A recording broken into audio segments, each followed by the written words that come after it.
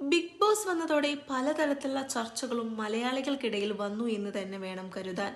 Big ബോസിലെ ഗെയിമുകളും സ്ട്രാറ്റജികളും ഇപ്പോൾ സാമൂഹ്യ മാധ്യമങ്ങളിൽ ചർച്ചയാണ്. രേണുവിനെ സെപ്റ്റി ടാങ്ക് എന്ന് വിളിച്ച അക്ബർ ഖാൻ വിമർശനങ്ങളുടെ പെരുമഴയായിരുന്നു. ഇതിനു പിന്നാലെ എത്തിയ ലെസ്ബിയൻ കപ്പിളായ ആദിലയും നൂറയും ചർച്ചയിൽ ഇടം പിടിക്കുന്നുണ്ട്.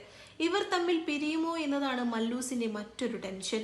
ആദില ഇങ്ങനെ ആക്റ്റീവ് ആവാത്ത ആളല്ലെന്നും നൂറ തന്നെ ഇന്ന് അത് പറയുന്നുണ്ടെന്നും ഒരു പക്ഷേ ഈ ഷോ കാരണം ഇവർ പിരിയുമോ എന്നൊക്കെയാണ് മല്ലൂസിന്റെ ആദി.